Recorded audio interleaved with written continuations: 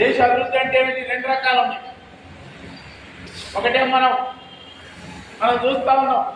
సరే, దేశంలో మనం ఎక్కడికి పోయినా సిటీల్లో పెద్ద పెద్ద పట్టణాల్లో పెద్ద పెద్దగా మనకు బిల్డింగ్లు కనపడతాయి, మంచి మంచి రోడ్లు కనపడతా ఉన్నాయి, బస్సులు కొత్త బస్సులు కనపడతా ఉన్నాయి.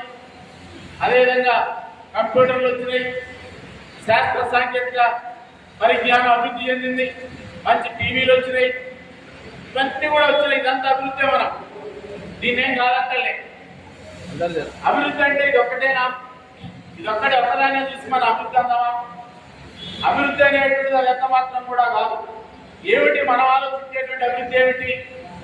ప్రభుత్వాలు బాగా మంచి రోడ్లు వేసినాం, విమానాలు వచ్చినాయి, అనేక విమానాశ్రయాలు వచ్చినాయి, ఎంత వచ్చినాయని చూపెడతా ఉంది. ఇది కాదు. మనం కోరుకునేటువంటిది ఏంటంటే మన అభివృద్ధి జరగాల, మనుషుల యొక్క పౌరుల యొక్క అభివృద్ధి జరగాలి. మన అభివృద్ధి అంటే ఏమిటి? మన అభివృద్ధి అంటే మన జీవన ప్రమాణాలు పెరగడం. మన జీవన ప్రమాణాలు పెరగడం అంటే ఏమిటి? మనకు ఉద్యోగ భద్రత కావాలి, పని భద్రత కావాలి. పని భద్రత ఎట్లా వస్తుంది? మనం పనిచేసేటువంటి పరిస్థితులలో ఈ పని మనకు భవిష్యత్తులో ఉంటుందా లేదా? ఈ పని మనకు పోతుందా, స్థిరంగా ఉంటుందా లేదా? ఇదొకటి. మనకు వచ్చేటువంటి జీతం ఎంత ఉంది?